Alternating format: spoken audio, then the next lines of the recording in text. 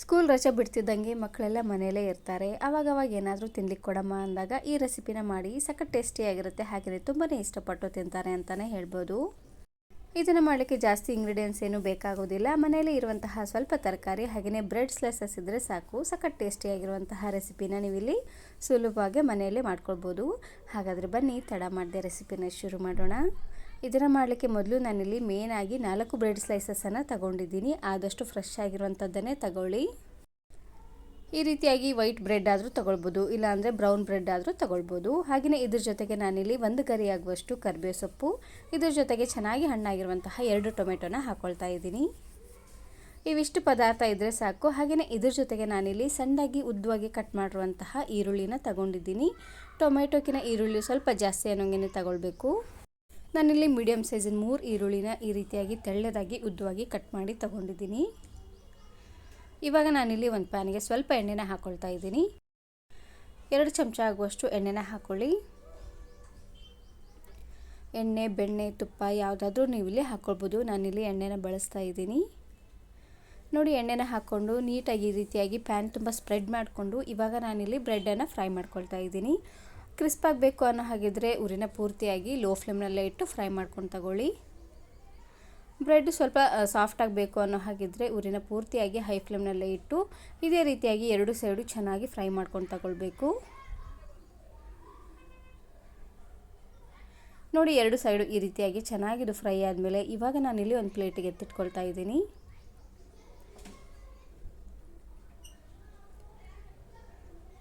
ಇದೇ ರೀತಿಯಾಗಿ ಉಳಿದಿರುವಂತಹ ಇನ್ನೆರಡು ಬ್ರೆಡ್ಡನ್ನು ಸಹ ಇದೇ ರೀತಿ ಫ್ರೈ ಮಾಡ್ಕೊಳ್ತಾ ಇದ್ದೀನಿ. ಇದಕ್ಕೆ ಮತ್ತೆ ಇನ್ನು ಸ್ವಲ್ಪ ಎಣ್ಣೆನ ಹಾಕ್ಕೊಂಡು ಫ್ರೈ ಮಾಡ್ಕೊಳ್ತಾ ಇದ್ದೀನಿ.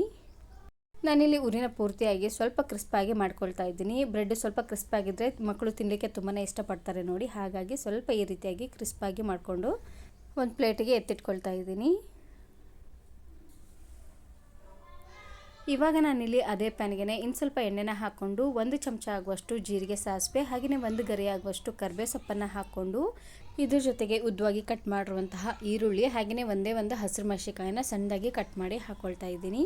ಮಕ್ಕಳಿಗೆ ಮಾಡೋ ಹಾಗಿದ್ರೆ ಖಾರನ ಸ್ವಲ್ಪ ಕಡಿಮೆ ಅನ್ನಂಗೆ ಹಾಕ್ಕೊಂಡು ಇವಾಗ ಈರುಳ್ಳಿ ಎಲ್ಲ ಸ್ವಲ್ಪ ಕಲರ್ ಚೇಂಜ್ ಆಗಿ ಸಾಫ್ಟ್ ಆಗಬೇಕು ನೋಡಿ, ಅಲ್ಲಿವರೆಗೂ ಲೋ ಫ್ಲೇಮ್ನಲ್ಲೇ ಇಟ್ಟು ಚೆನ್ನಾಗಿ ಇದನ್ನು ಫ್ರೈ ಮಾಡ್ಕೊಂಡು ತಗೊಳ್ಳಿ.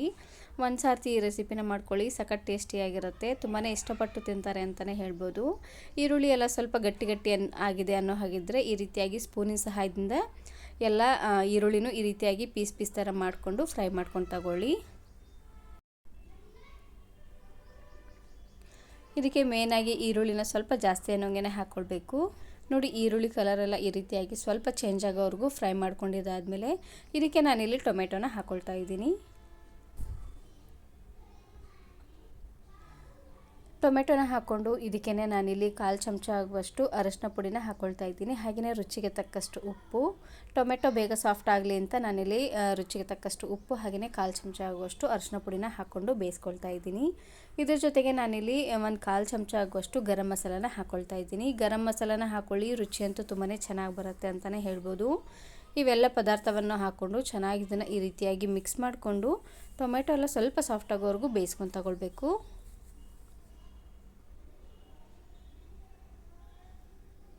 ಮನೇಲಿ ಹೇಗಿದ್ದರೂ ಈರುಳ್ಳಿ, ಟೊಮೆಟೊ, ಹಸಿರು ಮೆಣಸಿನಕಾಯಿ ಹಾಗೆಯೇ ಕರಿಬೇವು, ಕೊತ್ತಂಬರಿ ಎಲ್ಲ ಇದ್ದೇ ಇರುತ್ತೆ. ಬ್ರೆಡ್ ಸ್ಲೈಸಸನ್ನು ಮಾತ್ರ ಹೊರಗಡೆಯಿಂದ ತಂದು ಈ ರೀತಿಯಾಗಿ ಮಾಡ್ಕೊಳ್ಳಿ, ಸಖತ್ ಟೇಸ್ಟಿಯಾಗಿರುತ್ತೆ ಅಂತಲೇ ಹೇಳ್ಬೋದು. ನೋಡಿ, ಟೊಮೆಟೊ ಎಲ್ಲ ಈ ರೀತಿಯಾಗಿ ಸಾಫ್ಟ್ ಆದಮೇಲೆ ಇವಾಗ ನಾನಿಲ್ಲಿ ಸ್ಪೂನಿನ ಸಹಾಯದಿಂದ ಈ ರೀತಿಯಾಗಿ ನೀಟಾಗಿ ಸ್ಮ್ಯಾಶ್ ಮಾಡ್ಕೊಳ್ತಾ ಇದ್ದೀನಿ. ಈ ರೀತಿಯಾಗಿ ಸ್ಮ್ಯಾಶ್ ಮಾಡ್ಕೊಳ್ಳೋದ್ರಿಂದ ಹುಳಿ ಅಂತೂ ತುಂಬಾ ಚೆನ್ನಾಗಿ ಬಿಟ್ಕೊಳ್ಳುತ್ತೆ ನೋಡಿ. ಹಾಗಾಗಿ ಟೊಮೆಟೊ ಏನಾದರೂ ಸ್ವಲ್ಪ ಗಟ್ಟಿಯಾಗಿದೆ ಅನ್ನೋ ಹಾಗಿದ್ರೆ ಇನ್ನು ಸ್ವಲ್ಪ ಹೊತ್ತು ಟೊಮೆಟೊನ ಚೆನ್ನಾಗಿ ಫ್ರೈ ಮಾಡಿಕೊಂಡು ಪೂರ್ತಿ ಸಾಫ್ಟ್ ಆಗೋವರೆಗೂ ಬೇಯಿಸ್ಕೊಂಡು ತಗೊಳ್ಳಿ. ಲಾಸ್ಟಲ್ಲಿ ಇದಕ್ಕೆ ಸಣ್ಣದಾಗಿ ಕಟ್ ಮಾಡಿರುವಂತಹ ಕೊತ್ತಂಬರಿ ಸೊಪ್ಪನ್ನು ಹಾಕ್ಕೊಂಡು ಮಿಕ್ಸ್ ಮಾಡಿಕೊಂಡು ಗ್ಯಾಸನ್ನು ಆಫ್ ಮಾಡ್ಕೊಳ್ತಾ ಇದ್ದೀನಿ. ನಾವು ಆವಾಗಲೇ ಫ್ರೈ ಮಾಡ್ಕೊಂಡಿರುವಂತಹ ಬ್ರೆಡ್ಡನ್ನು ಈ ರೀತಿಯಾಗಿ ಇಟ್ಕೊಂಡು ಇದ್ರ ಮೇಲೇ ನಾನಿಲ್ಲಿ ಮಾಡಿಟ್ಟಿರುವಂತಹ ಒಗ್ಗರಣೆನ ಹಾಕ್ಕೊಂಡು ಬ್ರೆಡ್ ಟೋಸ್ಟನ್ನು ರೆಡಿ ಮಾಡ್ಕೊಳ್ತಾ ಇದ್ದೀನಿ. ಬ್ರೆಡ್ಡನ್ನು ಮೊದಲು ಈ ರೀತಿಯಾಗಿ ಲೈಟಾಗಿ 2 ಸೈಡು ಚೆನ್ನಾಗಿ ಫ್ರೈ ಮಾಡ್ಕೊಳ್ಬೇಕು. ಪೂರ್ತಿ ಹಸಿದಿದ್ರೆ ಚೆನ್ನಾಗಿರೋದಿಲ್ಲ ನೋಡಿ. ಹಾಗಾಗಿ ಸ್ವಲ್ಪ ಈ ರೀತಿಯಾಗಿ ಫ್ರೈ ಮಾಡಿಕೊಂಡು ಅದಾದಮೇಲೆ ಈ ರೀತಿಯಾಗಿ ಮೇಲ್ಗಡೆ ಒಗ್ಗರಣೆನ ಮಾಡಿ ಹಾಕ್ಕೊಳ್ಳಿ. ತಿನ್ನಲಿಕ್ಕೆ ತುಂಬಾ ರುಚಿಯಾಗಿರುತ್ತೆ ಅಂತಲೇ ಹೇಳ್ಬೋದು. ಒಗ್ಗರಣೆನ ಸ್ವಲ್ಪ ಜಾಸ್ತಿ ಅನ್ನೋಂಗೆ ಹಾಕ್ಕೊಳ್ಳಿ, ರುಚಿ ಚೆನ್ನಾಗಿರುತ್ತೆ. ನಿಮಗೆ ಬೇಕು ಅಂದರೆ ಇದಕ್ಕೇ ಸ್ವಲ್ಪ ಕ್ಯಾರೆಟನ್ನು ಸಹ ತುರಿದು ಹಾಕ್ಕೊಳ್ಬೋದು. ಒಗ್ಗರಣೆನ ಮಾಡ್ಕೋತೀವ ನೋಡಿ, ಅದೇ ಟೈಮಲ್ಲಿ ಸ್ವಲ್ಪ ಕ್ಯಾರೆಟನ್ನು ತುರಿದು ಹಾಕ್ಕೊಳ್ಳಿ. ಬೇಕ್ರಿಗಳಲ್ಲೆಲ್ಲ ಬ್ರೆಡ್ ಟೋಸ್ಟನ್ನು ಯಾವಾಗ ಮಾಡಿರ್ತಾರೋ ಏನೋ, ಅಂಥದ್ದನ್ನು ತಂದು ತಿನ್ನೋದಕ್ಕಿಂತ ಈ ರೀತಿಯಾಗಿ ಮನೆಯಲ್ಲೇ ಸುಲಭವಾಗಿ ಮಾಡ್ಕೊತೀನಿ. ಸಖತ್ ಟೇಸ್ಟಿಯಾಗಿರುತ್ತೆ. ಈ ವಿಡಿಯೋ ಇಷ್ಟ ಆದರೆ ಈಗಲೇ ಒಂದು ಲೈಕ್ ಬಟನನ್ನು ಕ್ಲಿಕ್ ಮಾಡಿ ಫ್ರೆಂಡ್ಸ್ ಆ್ಯಂಡ್ ಫ್ಯಾಮಿಲಿ ಜೊತೆಗೆ ಶೇರ್ ಮಾಡಿ. ಹಾಗೆಯೇ ಮತ್ತಷ್ಟು ಹೊಸ ರೆಸಿಪಿಗಾಗಿ ವರ್ಣಿಕಾ ಅಡುಗೆ ಮನೆ ಯೂಟ್ಯೂಬ್ ಚಾನಲನ್ನು ಸಬ್ಸ್ಕ್ರೈಬ್ ಮಾಡಿಕೊಳ್ಳಿ. Thank you. Thanks for watching.